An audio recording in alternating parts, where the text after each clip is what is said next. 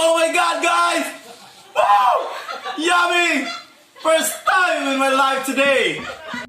Okay guys, so today we're going to cook a wild crab with coconut. So this is one of the specials of SIARGAO Nons. All we need is a half of a coconut and then 2 young coconuts, this one here. Okay guys, so this coconut, we're going to process this one so that we can get coconut milk from this one, okay?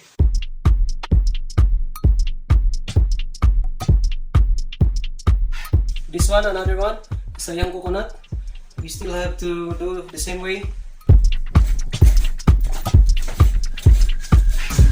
These are the crabs. We have to take away some of the parts so that we can cook it properly, you know.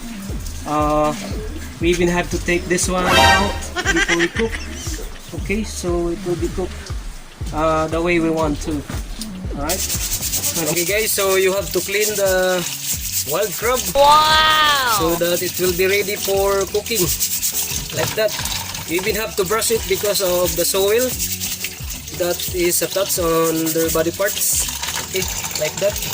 Just make sure that the brush that you use is clean.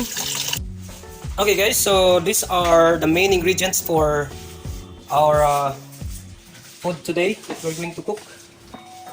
This is the chopped onions, chopped ginger, and then chopped, we call this kalabo or karabo, chopped doyaw, and then this one, the very special one, the mint leaves, peppermint leaves. Okay, so these are the main ingredients, and also coconut, young coconut, and the coconut, this one here. So we are going to process the coconut so that we can get the coconut milk. We have to like grip this one and then put it on the strainer. Okay, let's go ahead and do that. Okay guys, so we have just mixed the ingredients with the coconut, and then we are going to take what is inside the wild crab. We are going to mix it up with all the ingredients, this one here, as you can see. So guys, we will be using also the leaves of banana on here. So first you have to heat up the banana leaves so that it will look like this, a little bit burned, to actually remove the dirt, to make it clean. Of course you still have to wash this.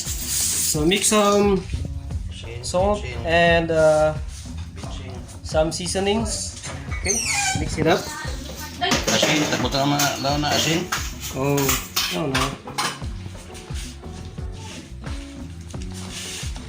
Okay, so we are going to mix it up together to make it a tasty one.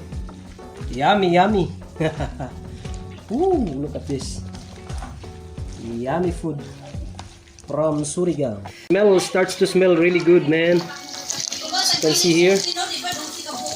But we are just starting up. We are not yet done, guys. So let's go ahead. So the leaves. So you will put this stuffs here. Put it there. To wrap. Okay, so wrap it up.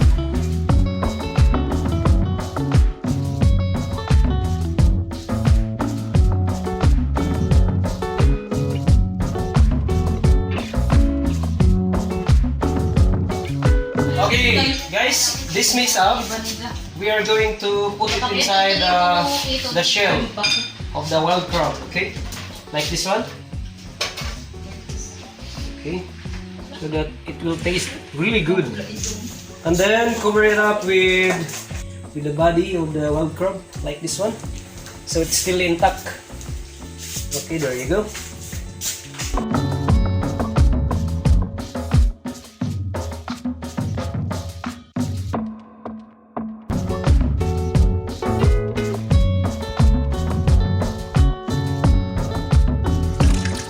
Okay guys, so we have to process the coconut so that we can make coconut milk here. So we have to cook this. But if you have special gadgets for having coconut milk, then you can use it. But for now, like Surigaonans, how Surigaonans do, just like this one. This is the way we make it. Okay, you pour the coconut milk into your cooking. There you go. Okay. Then some sauce here that's being left. You can like pour this one here like this. Yeah, you can pour that one. Put some water to have all the taste going into your cooking. Wow. Asin, asin. So after that, put some salt on top. And then some kind of seasoning. You can use vitsin. You can use magic sarap. There you go. Man sampo ng dali. Okay, so basically this one guys is ready to cook now. So we are just waiting for the fire to heat up. Then we'll put this pot on the fire. Okay, let's go ahead. Okay guys, so this is how it looks like. It's ready to cook. We just cover it. Sige na, takipin na. Cover it, and then put some enough fire. Then just wait for it to boil. Okay. We are using fire, the wooden fire, because it tastes good when we use the wooden fire to cook this one. Not like the gasol, like Chilean. This one, because it really tastes good when you use this. Okay.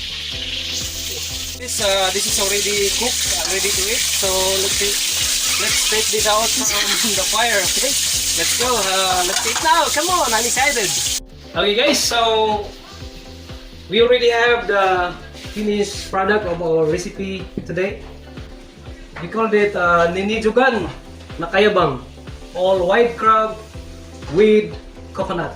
Okay, so it's time to try. Let's smell. It smells yummy. Yummy guys. So there's a lot here. Come on, join me. You can have some. Alright, so this one here, actually there's a spoon and fork on my plate. But the best thing to do if you eat this one is to use your hands. Okay, just make sure you have clean hands.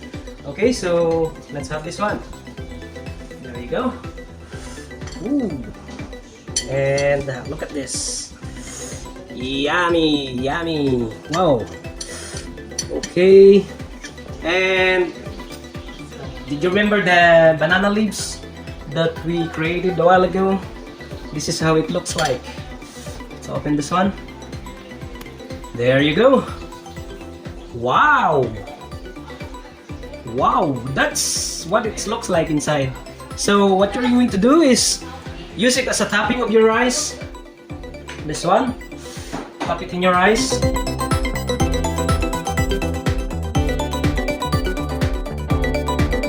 Okay, so I just made a sauce made of soy sauce and vinegar with some spicy and of course lemon. So this is the exact combination of your best food from Surigao. Okay, let's eat. Come on, let's start this. Woo.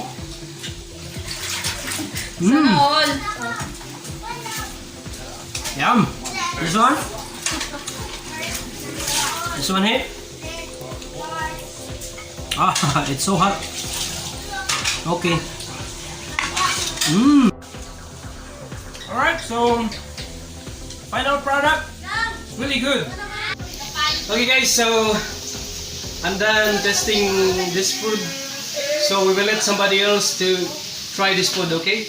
Alright, let's call somebody else. Go ahead. Yes, guys! I'm eating tonight, guys.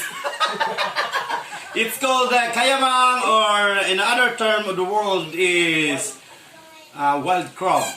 So we're going to eat. Yes, guys! There's a lot of meat, and we put inside like a young coconut, guys, and other herbs of the world today.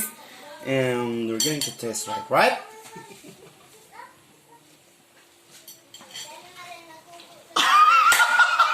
Oh my god, guys! Wow! Yummy! First time in my life today! Thank you guys! Thank you guys!